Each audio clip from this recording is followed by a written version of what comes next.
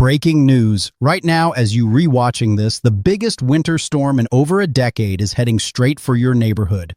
And what forecasters just discovered in the last 6 hours has changed everything. Here's what nobody is telling you. This isn't just another winter storm. The models are showing ice accumulations that haven't been seen since 1994. We talking about power outages lasting 5 days or more. We talking about temperatures near 0 degrees Fahrenheit for days on end. And we talking about 30 states in the path of this monster. But here's the question you need answered right now. Is your state in the danger zone? Keep watching, because in exactly 30 seconds, I am going to reveal the 3 states that are about to get hit the hardest. And trust me, one of them is going to shock you. The European model just updated 2 hours ago. What it's showing is unprecedented. From Texas to Massachusetts, from Oklahoma to Virginia, this storm is going to reshape the landscape of winter weather in America. And the timing? It starts tomorrow, Friday, January 23rd, 2026. Here's your reward for staying with me. The 3 states facing the worst conditions are Tennessee, Arkansas, and Mississippi. These areas could see 3/4 of an inch of ice or more. That's enough to snap power lines like toothpicks. That's enough to turn highways into skating rinks for a week. But click away if you're not in those states, because in the next 4 minutes, I'm going to walk through all 30 affected states, give you exact snow totals, ice predictions, and tell you when the storm hits your area. And at the 5-minute mark, I'm going to reveal the one thing you absolutely must do in the next 12 hours to protect your family. Let me paint the picture of what's coming. Starting Friday morning, 7 a.m. Central Time, this storm begins its assault. Oklahoma City wakes up to snow. Dallas sees cold rain that's about to turn deadly. And by Saturday evening, 7 p.m., Nashville is buried under heavy ice. The National Weather Service just issued a moderate risk alert. Do you know how rare that is? In weather forecasting, moderate risk means significant life-threatening impacts are likely. They don't use those words lightly. They've highlighted an area from Dallas through Oklahoma City, Little Rock, Memphis, all the way to Nashville and Louisville, Kentucky. Here's a number that should make you sit up. The ice accumulation models are predicting 1 full inch of ice in some locations. Let me repeat that. 1 inch of solid ice coating everything. Your trees, your power lines, your car, your driveway. When was the last time you saw that? Never, because it almost never happens. But wait, there's more you need to know. This isn't just about ice in the South. Heavy snow is coming for the Midwest and Northeast. We are talking 12 to 18 inches across a massive corridor. Cities that haven't seen snow like this in years are about to get buried. Now let me break down what is happening state by state, and I want you to comment below with where you're watching from. Tell me your city and state, and I'll give you a personalized forecast update in the comments. Seriously, drop your location right now while you're rethinking about it. Let's start in Texas. Dallas, you are looking at 2 inches of snow, but here's the catch. That snow is going to be covered in sleet and freezing rain. Friday afternoon into Saturday morning, that's your danger window. Temperatures will be at or below 32 degrees Fahrenheit. Roads will be impassable. And we're not talking about for a few hours. This could last 3 to 4 days. Houston, you are on the southern edge, but get comfortable. You might dodge the worst of it, but freezing rain is still possible in northern suburbs. San Antonio, similar story. Austin, you are in a gray zone. It could go either way depending on how the storm tracks. Moving to Oklahoma. Oklahoma City, this is where it gets real. You are in the enhanced risk zone for significant winter weather. Friday evening, the snow starts. By Saturday morning, 4 a.m., you are seeing heavy snow mixed with ice. We are talking 6 to 10 inches of snow with ice on top.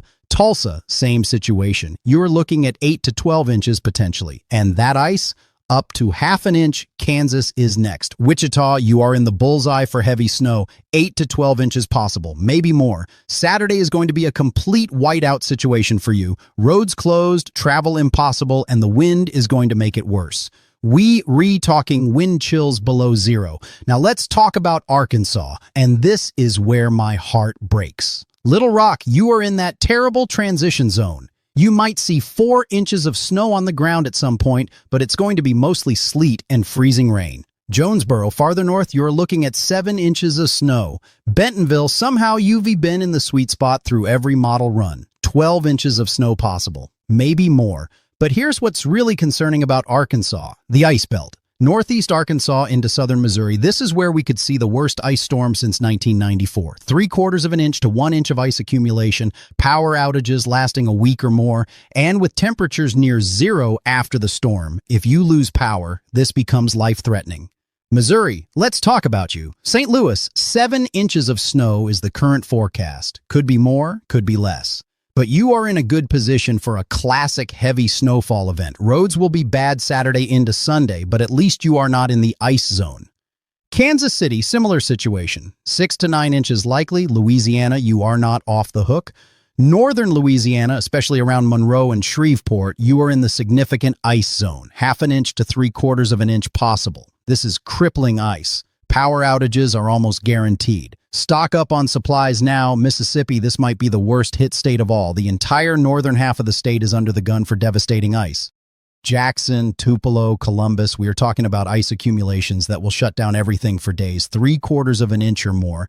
And remember, Mississippi doesn't have the infrastructure for this. Power restoration could take a week. Tennessee is facing a 1-2 punch. Let me explain what that means. Western Tennessee, including Memphis, you are getting hit Saturday with ice. Lots of ice. 3 inches of snow maybe, but heavy sleet and freezing rain dominating. Middle Tennessee, Nashville area, this forecast has shifted. Earlier models showed more snow for you, but the latest runs are trending toward more ice. You might see 2 to 4 inches of snow, but significant ice accumulation is likely. Eastern Tennessee, including Knoxville and Chattanooga, you are going to get warm-nosed. That means a layer of warm air aloft is going to turn most of your precipitation to rain. But here's the problem. You all still get some ice. You all still get some snow mixed in, and it's going to be a mess. Kentucky, now we re-talking. Louisville, Cincinnati, Lexington, you are in the heavy snow zone. 10 to 14 inches possible. This is a shoe-in for significant snow. Saturday into Sunday is going to be intense. Bowling Green, you are looking at 8 inches. Farther east, the totals drop off as we get into that ice mixing zone. Ohio is going to see some impressive totals. Cincinnati, we just mentioned you, 10 to 14 inches. Columbus, you are getting hit hard Sunday morning around 7 a.m. 8 to 12 inches likely. Cleveland, you're on the northern edge, 6 to 10 inches possible. Dayton, you could see 12 inches or more. The models are very consistent on Ohio getting hammered. Indiana gets in on the action too. Indianapolis, you are looking at 6 to 9 inches of snow. Evansville, this is interesting. You are right in a bullseye area, 10 to 15 inches possible. Fort Wayne, 8 to 12 inches likely. South Bend, 7 to 11 inches. West Virginia is in the sweet spot for snow. Wheeling, Charleston, you are looking at 10 to 16 inches. The mountainous terrain is going to enhance snowfall. This is going to be a classic nor'easter type snow for you, even though you are not on the coast. Virginia faces a split personality storm. Western Virginia gets mostly snow, 8 to 12 inches in places like Roanoke. But Eastern Virginia, that is where cold air damming happens. Richmond, you are on the transition line. 3 to 6 inches of snow, but sleet and freezing rain mixing in. The valleys east of the Appalachian Mountains are going to see significant icing. 1/2 inch to 3/4 of an inch in some spots. North Carolina, same story as Virginia. Charlotte might see some mix. Raleigh could get significant ice thanks to cold air damming. We re-talking power outages lasting days. The mountains, like Asheville, will see mostly snow. 6 to 10 inches possible. South Carolina, you mostly dodging this one, but the upstate near Greenville could see some ice. Not as bad as farther north, but still enough to cause problems. Georgia, northern Georgia is in the ice zone. Atlanta, you might see some mix on the northern and eastern suburbs. Not a major event for you, but worth watching. Now let us jump to the mid-Atlantic and northeast because this is where things get really interesting. Washington, D.C., the models are showing 15 inches of snow. But here is the caveat. There is a warm nose showing up in some model runs. This could start as heavy snow Sunday morning, transition to sleet and freezing rain, then go back to snow. Final total? Hard to say. Could be 8 to 12 inches, could be 15 to 18. Baltimore, similar situation to D.C., 15 inches on the national blend of models, but watch for that warm air. Philadelphia, now we re-talking, 19 inches is the current forecast. This could be one of the bigger snowstorms in years for you. Sunday into Monday is going to be intense. New York City, buckle up. 20 inches on the current models. My gut says this might be slightly overdone, but you are definitely looking at 12 to 18 inches minimum. This is going to shut down the city Sunday into Monday. Newark, Trenton, same story. Connecticut is going to get crushed. Hartford, New Haven, we re-talking 18 to 24 inches possible. This is nor'easter territory. The coastal low is going to bomb out just south of you, and you are going to get buried. Rhode Island and Massachusetts, you in the bullseye. Boston, the national blend shows 22 inches. This could be one of the bigger storms in recent memory. Providence, similar totals. Worcester, you could see 2 feet. The timing, Sunday afternoon into Monday morning. This is going to be a travel nightmare. New Hampshire and Vermont, you are going to see significant totals too.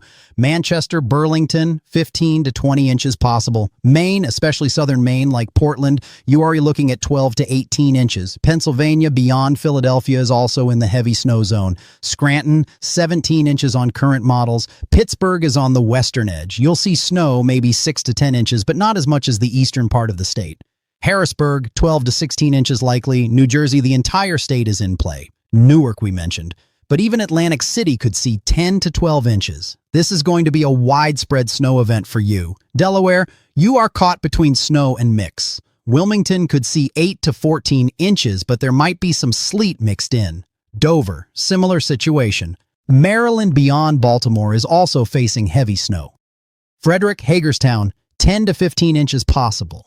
The eastern shore might see less, maybe 6 to 10 inches with some mix. Now here's what I promised you at the beginning. The one thing you must do in the next 12 hours. Get your supplies now, not tomorrow. Now, because by tomorrow morning, the stores in the affected areas are going to be emptied. Here's your list. Water, enough for 5 to 7 days. Non-perishable food, same timeline. Batteries, flashlights.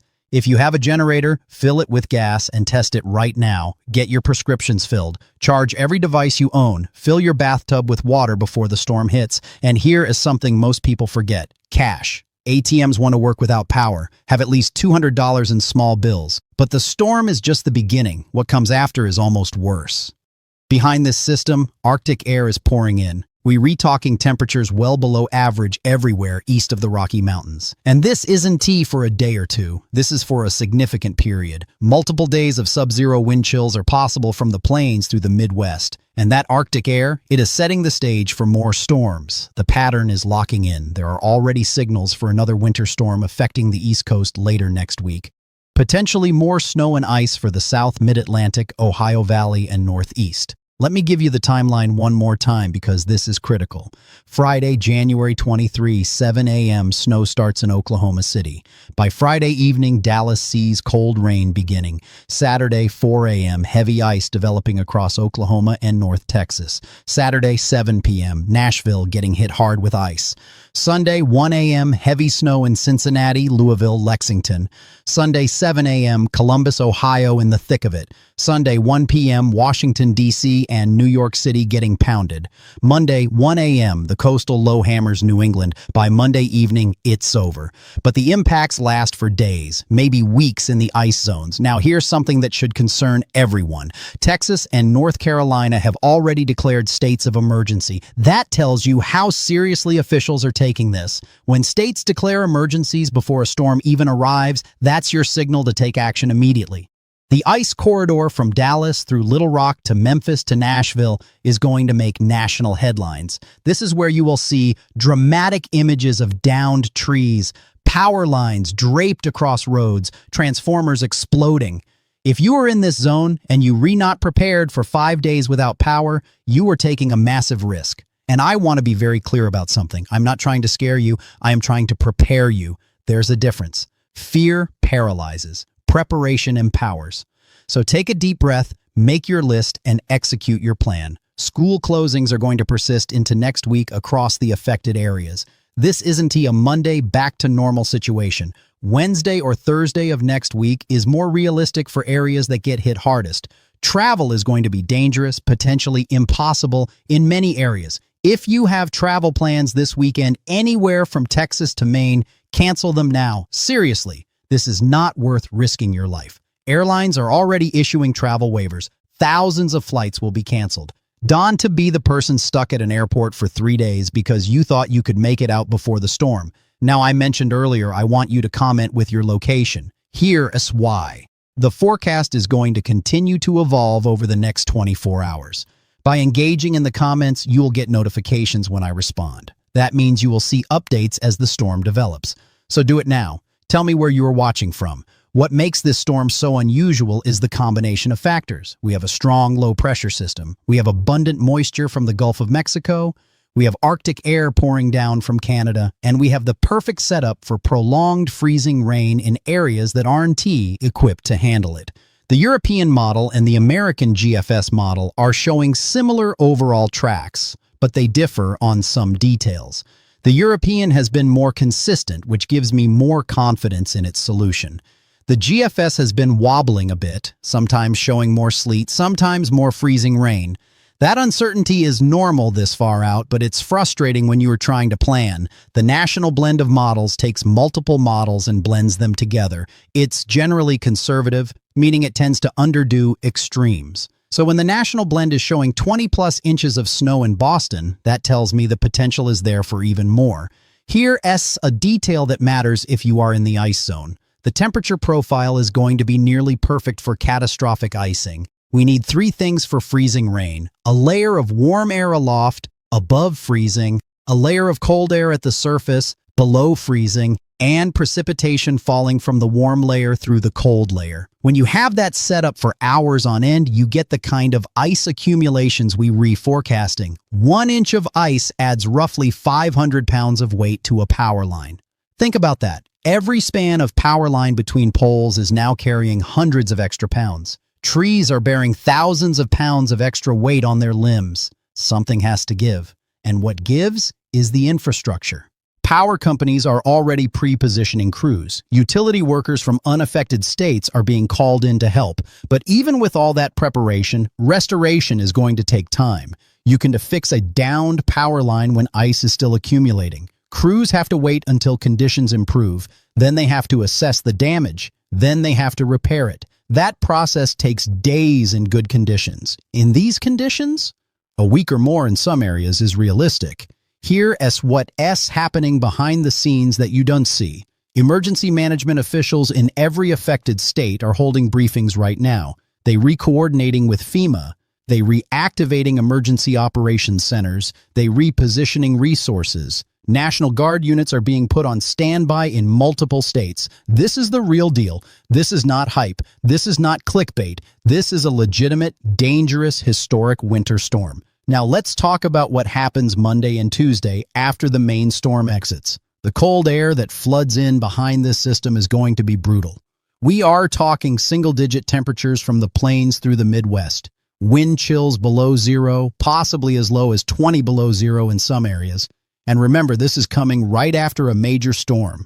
If you don't have power, if you don't have heat, these temperatures become life-threatening. Frostbite can occur in less than 30 minutes and wind chills below -20. Hypothermia becomes a real risk if you are in a home without heat. This is why preparation matters so much. Have multiple layers of warm clothing. Have blankets. If you have a fireplace, make sure you have wood. If you have a generator, make sure you have fuel. Carbon monoxide poisoning kills people after every major winter storm. Why?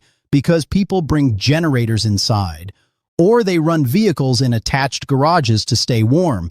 Do it. Generators go outside at least 20 feet from any window or door. Vehicles stay outside. The risk isn't worth it. Now let's talk about the pattern going forward. What makes this even more significant is that we relocking into a winter pattern that could persist for weeks. The jet stream configuration is setting up to favor more storms. Cold air is going to stay entrenched east of the Rockies, and that means more opportunities for winter weather. There are already model signals for another storm around January 29 or 30th. It is too early to know details, but the pattern supports another East Coast event, potentially affecting similar areas. If that happens, we re-looking at a brutal stretch of winter weather that many areas haven't experienced in a decade or more. Climate patterns like the North Atlantic Oscillation and the Arctic Oscillation are both in phases that favor cold and stormy weather in the eastern United States. Those aren't just random letters. They real atmospheric patterns that scientists track because they influence our weather for weeks at a time. Think about what this means for you personally. If you are in an affected area, the next 7 to 10 days are going to be challenging. Travel disrupted, possibly no power, cold temperatures, limited supplies in stores. This is why acting now matters. Check on your neighbors, especially elderly neighbors. Make sure they re-prepared, offer to help. Community matters in situations like this. We take care of each other. If you have medical equipment that requires power, contact your power company now. Many have programs for priority restoration for medical needs. Also, know where your nearest warming center is. Cities and counties open these during extended power outages. For those of you in the heavy snow zones up north, you are more accustomed to this. But 12 to 20 inches all at once is still a major event even for you. Make sure your snowblower is working. Have a backup plan if it breaks. Have a good shovel. Have salt or sand for your walkways. And here is something important. Don't overexert yourself shoveling. Heart attacks spike during major snowstorms because people who aren't used to heavy physical activity try to clear their driveways too quickly. Take breaks. Stay hydrated. Ask for help if you need it. The economic impact of a storm like this is measured in billions of dollars. Thousands of businesses will be closed for days. Supply chains will be disrupted. The cost of power restoration runs into hundreds of millions. Insurance claims will number in the hundreds of thousands. This affects everyone, even people not directly in the storm's path. Now here's what I want you to do right after you finish watching this. Share this with your friends and family in the affected areas. Information saves lives. The more people who are prepared, the better we all are. Drop that comment with your location so I can give you updates. And here's the big one. Turn on notifications for this channel because I am going to be posting updates as the storm develops. Tomorrow, Friday, I'll have a new forecast with updated model data. Saturday morning, I'll have another one showing you where the storm is and what is coming next. Sunday, another update. I am going to be here with you through this entire event. This is a marathon, not a sprint. The storm starts tomorrow and doesn't finish until Monday. Then we deal with the aftermath for days beyond that. Let me give you some perspective on why this storm is so historic. We haven't seen ice accumulations like this in the South since 1994. That storm left millions without power for weeks. Some rural areas went 2 weeks without electricity in the middle of winter, with temperatures in the teens and 20s. The difference this time? We have better forecasting. We know it's coming. We have time to prepare. Use that time wisely. For those of you in Illinois, I haven't forgotten about you. Chicago, you're on the northern edge of this system. You might see 3 to 6 inches of snow Sunday into Monday. Not a major event for you by Chicago standards, but still enough to cause some travel problems. Rockford, similar totals. Springfield, you're more in the action. 6 to 10 inches possible. Michigan, you're going to see some lake effect snow on top of the main system. Detroit, 4 to 8 inches from the main storm, then lake effect adds to it. Grand Rapids, 6 to 12 inches total. The Upper Peninsula could see significant totals, 12 to 18 inches in some areas with lake enhancement. Wisconsin, you are catching the northern edge. Milwaukee, 5 to 9 inches. Madison, 6 to 11 inches. Green Bay, similar range. Not the worst you've ever seen, but combined with the cold air behind it, this is going to be a significant event. Minnesota, you are mostly north of the main action, but you are going to feel that Arctic blast. Minneapolis, maybe 2 to 5 inches of snow, but temperatures are going to crash into the single digits with wind chills well below zero. Duluth, similar story. Iowa is right in the middle of things. Des Moines, you're looking at 6 to 10 inches of snow Saturday into Sunday. Cedar Rapids, 7 to 12 inches possible. Dubuque, 8 to 14 inches. Roads are going to be treacherous across the entire state. Nebraska, you are on the western edge. Omaha, 5 to 9 inches likely. Lincoln, 6 to 11 inches. The Panhandle want to see much from this system. The Dakotas are mostly clear of this storm, but the cold air behind it is going to be brutal. Fargo, Bismarck, Sioux Falls, you're looking at wind chills that could hit 30 below zero or worse next week. Now let me address something important. Some of you might be thinking, why all this fuss over a snowstorm? People in Buffalo get this much snow in a single lake effect event and life goes on. Here's the difference. Buffalo has the infrastructure. They have hundreds of snowplows. They have experience, they have equipment. Dallas doesn't. Little Rock doesn't. Raleigh doesn't. When a southern city gets half an inch of ice, their entire fleet of trucks might be a dozen vehicles for a metro area of 1 million people. They don't have the salt stockpiles. They don't have the experience. And most critically, their power infrastructure isn't built to handle ice loads like this. That's why the same storm hitting different regions has vastly different impacts. It's not just about the snow totals or ice amounts. It's about preparedness and infrastructure.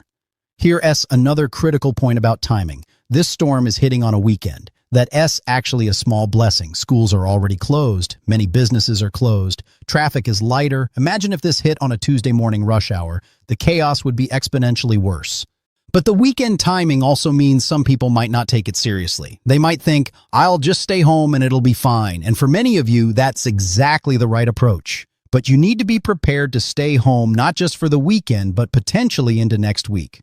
Let's talk about food safety during extended power outages. Your refrigerator will keep food cold for about 4 hours without power if you don't open it. Your freezer, if it's full, will maintain temperature for about 48 hours. If it is half full, about 24 hours. Use this knowledge to plan. Eat the perishables first, then move to frozen items. Save the non-perishables for last. And if you lose power, resist the urge to keep checking the fridge. Every time you open it, you let cold air out and warm air in. Water safety is another concern. If you lose power, water treatment plants might be affected. Even if your taps are working, the water might not be safe. That's why filling your bathtub before the storm is smart. You can use that water for flushing toilets and washing. Drink your bottled water. For those of you with wells, if you lose power, you lose water. Period. There's no municipal backup. That is why having stored water is even more critical for you. Now, let's talk about what happens if you re-caught driving when this hits. First rule, don't to be, but if you are, here's what you need to know. If you start to slide on ice, don't panic. Don't slam on the brakes, ease off the gas, steer in the direction you want to go. And if you have anti-lock brakes, apply firm, steady pressure. Don't pump them. If you get stuck, stay with your vehicle. Run the engine for 10 minutes every hour to stay warm, but make absolutely sure your exhaust pipe isn't blocked by snow. Carbon monoxide kills. Keep a window cracked for ventilation. Have an emergency kit in your car.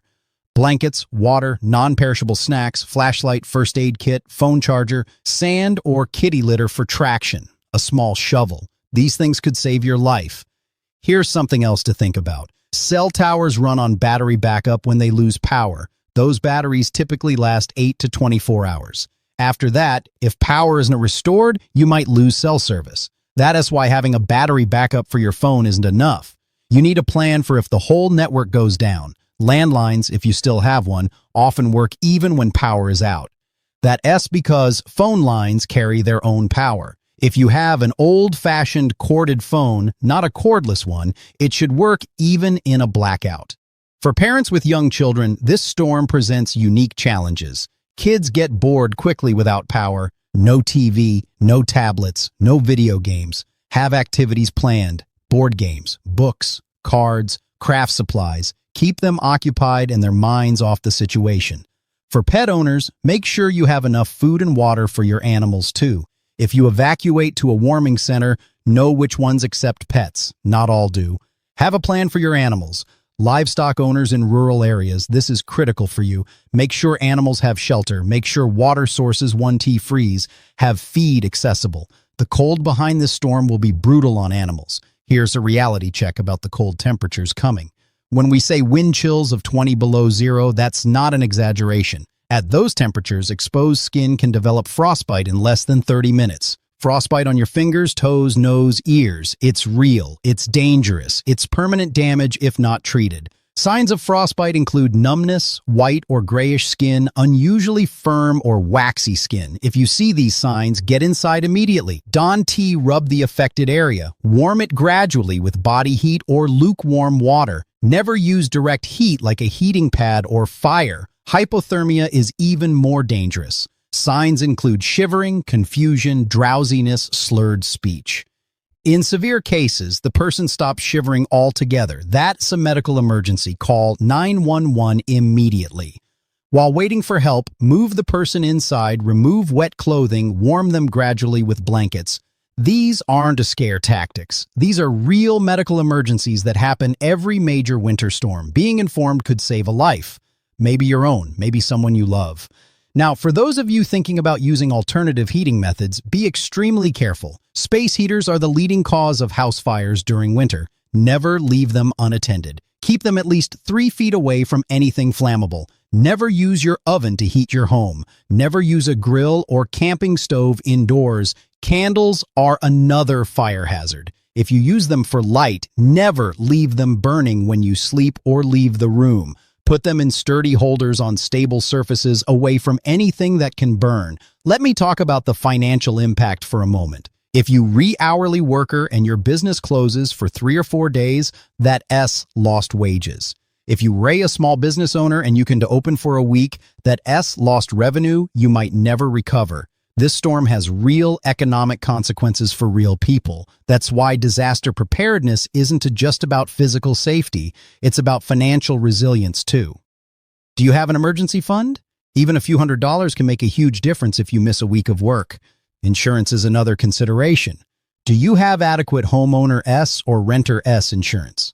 If a tree falls on your house or car because of ice, are you covered? If you have to evacuate and stay in a hotel, does your policy cover additional living expenses? These are questions to ask before disaster strikes, not after. For businesses, especially restaurants and retail, this storm could be devastating.